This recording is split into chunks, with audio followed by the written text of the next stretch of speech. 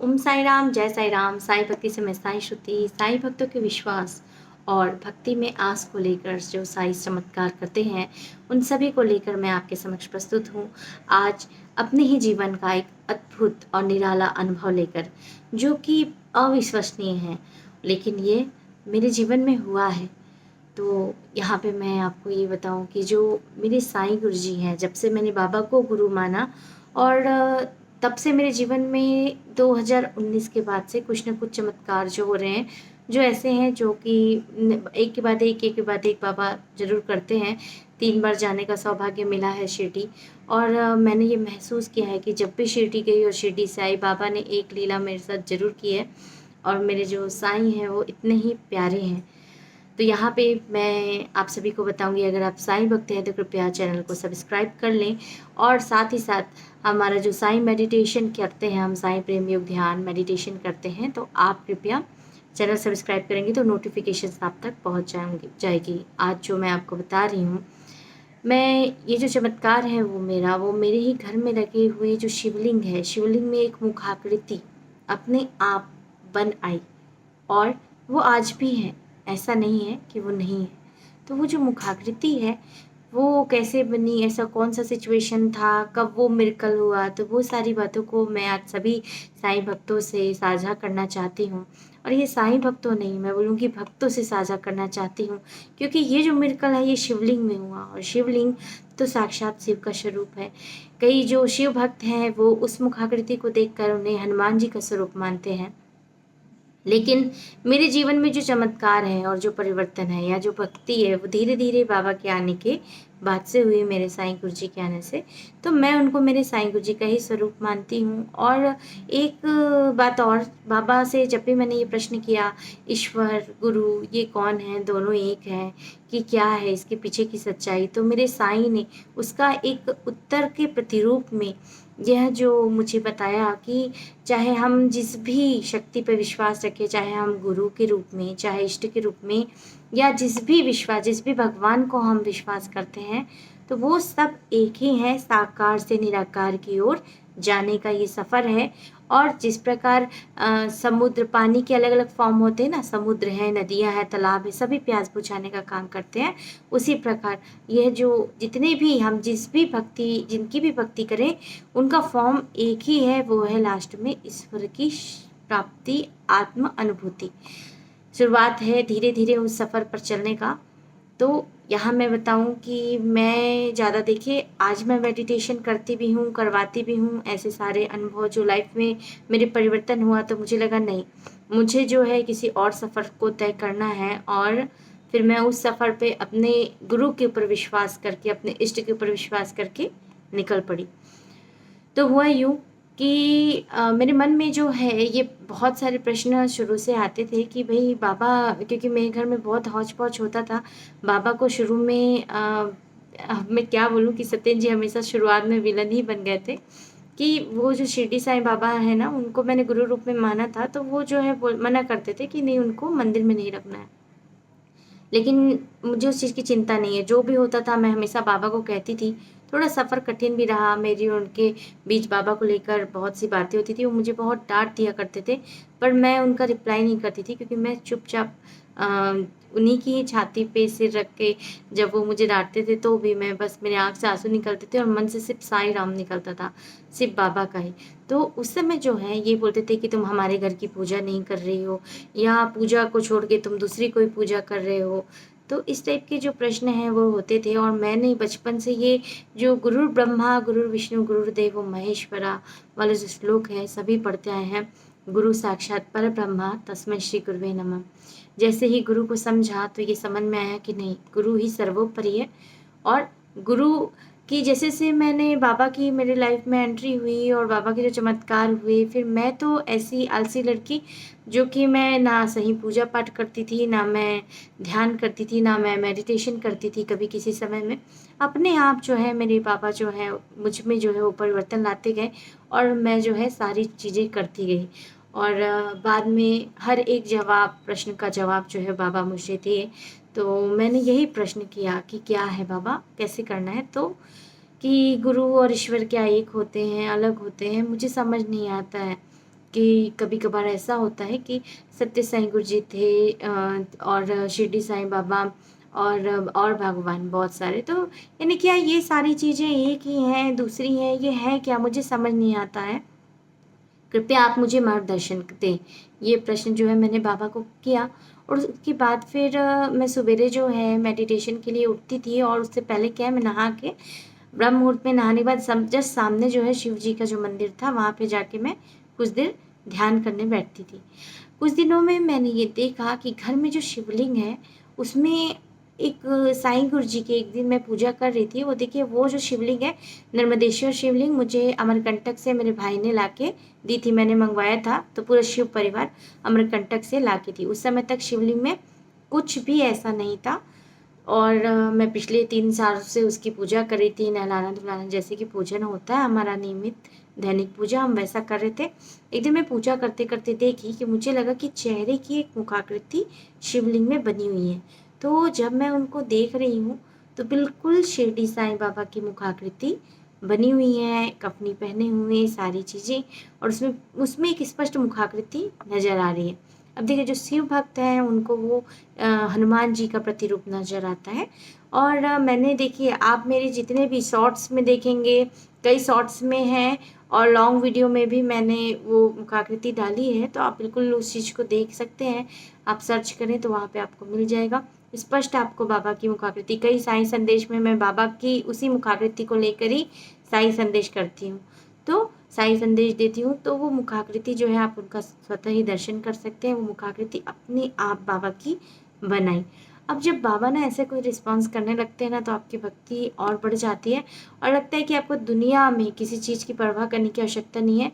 यदि आपके साईं आपके साथ है, आपके गुरु आपके इष्ट साथ है और जब ऐसा हुआ ना तो मुझे एक चीज़ का जो आंसर जो मैंने बाबा से कहा था वो मिल गया। वो था कि हमारे लाइफ में चाहे वो गुरु हों, चाहे अनेकों संत हों, महात्मा हों या हमारे ईश्वर के ही कई प्रतिरूप जैसे राम जी, कृष्ण जी, देवी माँ जिनकी भी हम आराधना करते हैं, एक जो दैवीय शक्ति जो उसका स्रोत है, पुंज है वो एक ही है। इस चीज़ का सदैव ध्यान रखें और आप जिसका भी समर्पण से पूजा करेंगे आपको ईश्वर मिलेंगे। चाहे आप गुरु पूजन करते हैं तो भी आपको ईश्वर की प्राप्ति होगी। आप ईश्वर में किसी एक प्रतिरूप का पूजन करके उसमें समर्पित रहते हैं तो भी आपको ईश्वर की प्राप्ति होगी।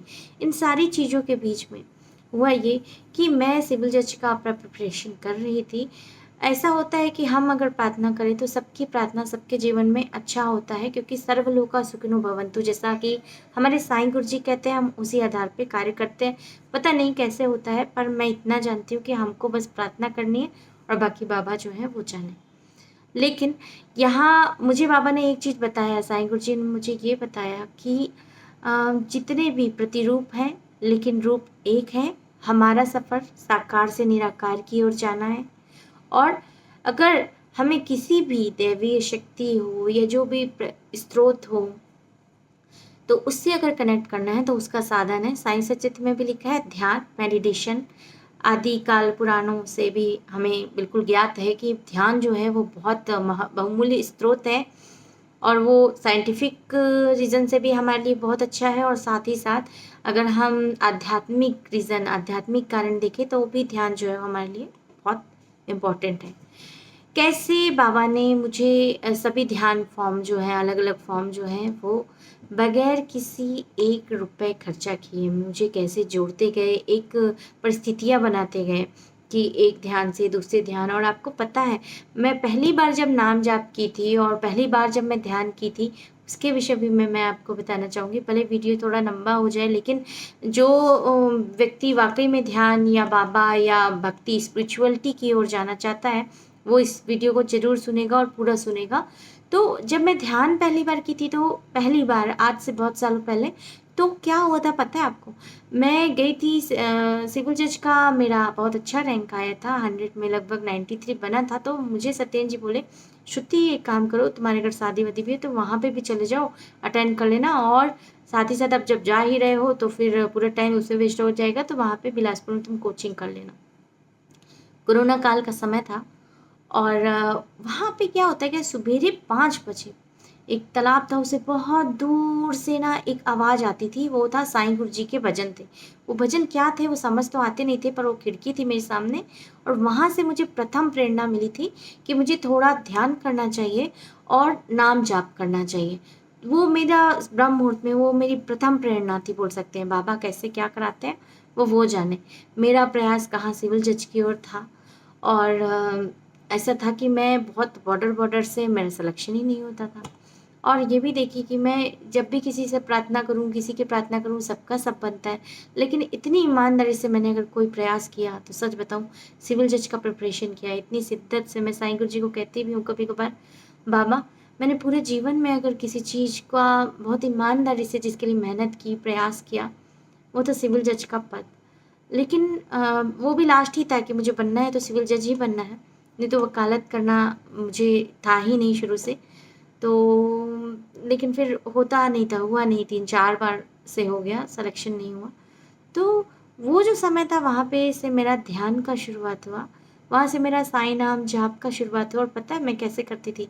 मैं उठती थी, बैठ जाती थी और बस ऐसे ऐसे सो रहा है ना आदमी, सोया और तुरंत उठा, आँख बंद किया ऐसे ही बिस्तर में, और 2 मिनट भी नहीं होता था मैं तुरंत सो जाती थी। और एक माला जो है, माला सामने रखी रहती थी, वैसे ही जैसे बैठी हूँ बस नींद-नींद में जाप करती थी और उसके बाद सो जाती थी। बाबा के ऊपर पूरा समर्पित था। मुझे तो लगा कि मैं कैसे करूँगी पता नहीं, पर एक अलग से मन में ही प्रेरणा जु जगती थी और मैं बस ऐसा ही करती थी। तो अगर आप लोगों तो ये वाली जो चीज़ थी और कहाँ से वो सफ़र यहाँ तक आया और मेरा जो सिविल जज से मेरा कैसे झुकाव इधर हुआ और यूट्यूब चैनल जो है, वो बाबा का पिछले बार ही जाने के 6 दिन पहले बना। तो यहाँ पे मैं आपको ये बताना चाहती हूँ कि हम सारे के सारे भक्त जो हैं, हम अपने बाबा से कहते हैं, लेकिन हमारे साईं गुरु जी हमारे लिए जो दिशा जो दिशा जो है वो उन्होंने ही निर्धारित की है, हम वो ही बनते हैं, हम वो ही करते हैं। और ऐसा नहीं है, देखिए जीवन बहुत बड़ा है, बाबा हमारे लिए क्या करना चाहते हैं, इस जीवन से किसका क्या भला होने वाला है वो साईं ही जाने, साईं की लीला। और साईं कान्हा की, देखिए साईं और कान्हा की हमारे घर पूजा स्टार्ट हुई, यानी कि सेवा स्टार्ट हुई। तो मेरे बाबा के मेरे जीवन में आने से मुझे जो बोल सकते हैं ना कि जो मैं इतने साल से नहीं कर रही थी, वो साईं कान्हा की सेवा घर में होने लगी। फिर शिवलिंग में जब बाबा की अपनी मुखाकृति आई, चाहे देखिए वो जिसको मानना है, देखो जो शिव भक्त हैं, अगर वो शिव जी की ही लीला कहें या हनुमान जी की लीला कहें या साईं गुरु जी की लीला कहें, लीला जो भी, पर वो कुछ तो मेरे लाइफ में अद्भुत था और अलग था, जो कि दूसरों के जीवन से बिल्कुल अलग। और मैं ये निर्धारित नहीं कर पा रही थी कि मैं करूँ क्या और करूँ नहीं। फिर मैंने डिसीजन लिया कि नहीं, मैं उस जगह जाऊँगी जहाँ बाबा बाबा को अपना समर्पण किया, और मैं उस जगह जाऊँगी जो बाबा निर्धारित करते हैं। और सरकार का सेवक बनने से ज़्यादा अच्छा है मैं अपने साईं गुरु जी की सेविका बनूँ। और वो है ना, वो मेरे लाइफ से क्या कराना चाहते हैं वो जाने। मेरा आप सभी लोगों से यही दरख्वास्त है कि हम सभी जो हैं बेचैन होते रहते हैं, मन में सुकून और शांति नहीं रहता। हम सोचते हैं कि ये जो भगवान हैं, ये हमारे गुरु हैं, ये हमारे ईश्वर ऐसे मूर्ति तक ही सीमित है। लेकिन अगर मेरे लाइफ में मैंने ये अनुभव नहीं किया रहता, तो शायद मैं आज आप सभी के समक्ष जो मैं ये बोल रही हूँ, ये बिल्कुल शत प्रतिशत सही है। और इस चैनल का उद्देश्य ही यही है कि सभी को जो आज इतने प्रैक्टिकल हो गए हैं, उनको अपने ईश्वर के करीब लाना, और ईश्वर जो रिस्पॉन्स करते हैं, गुरु जो रिस्पॉन्स करते हैं, तो और अपने जीवन में ध्यान कीजिए, सुकून और शांति लीजिए। चैनल सब्सक्राइब कर लीजिए। साईं प्रेम योग ध्यान इस चैनल में निःशुल्क किया जाता है, फ्री ऑफ कॉस्ट। और साईं श्रुति के साईं एक चैनल और बनाया है, कृपया उसमें भी मेडिटेशन बिगनर्स के लिए स्टार्ट किया जाने वाला है, आप उस चैनल को भी ज़रूर देखिए, उसमें भी मेरे बहुत सारे अनुभव हैं। हुआ ये कि ये चैनल जब मैंने बनाया था, ये मेरा पुराना चैनल है। मुझे तो, मैंने आज तक पढ़ाई, सच बताऊँ ना, किताबों के अलावा मैंने कोई काम किया नहीं। और मोबाइल भी है, मैं तो अभी-अभी ये सारी चीज़ों को देखना, जानना शुरू की। तो चैनल कैसे बनता है, क्या होता है, मुझे मालूम भी नहीं था। ये तो सब मेरे साईं गुरु जी की कृपा है। तो बस मैं आप लोगों को क्या बताऊँ, क्योंकि मैं बस इतना कहना चाहती हूँ, अगर आप ईश्वर पूजन करते हैं, ईश्वर में आस्था है, अपने गुरु की पूजन करते हैं, चाहे वो गुरु बाबा क्यों ना हो, कोई बाबा के अलावा कोई और भी हो, तो भी मेरा बात यहाँ बस यही है कि हमको मेडिटेशन करना है, और जिस दिन हम मेडिटेशन करने लगे, जिस दिन कुछ तो ऐसा होने लगता है जो कि पूरी दुनिया से परे होता है, तो बिल्कुल आप अपना समर्पण करें, अपने कर्मों का समर्पण करें, और उसके बाद देखिए जो भी ईश्वर से आपकी कनेक्शन है, अनुभूति है, वो आपको ज़रूर उनकी प्राप्ति होगी। और एक नई दुनिया के सफ़र में आप बिल्कुल चलते जाएंगे, और आपका ऑरा इतना स्ट्रांग हो जाएगा कि आप अपने साथ दूसरों को भी सुकून और शांति महसूस करा सकेंगे। एक शक्ति अपने आप ही जुड़ जाती है, और वो शक्ति ऐसी होती है कि वो हमें बहुत प्यार करती है, बगैर किसी आप में कोई परिवर्तन वो चाहती नहीं है। तो मेरे बाबा की लीला ये जो हुई थी, कृपया सभी तक शेयर करें, ताकि सभी के जीवन में वो शांति और सुकून आ पाए जो आज मेरे लाइफ में है। ओम साई राम, जय साई राम।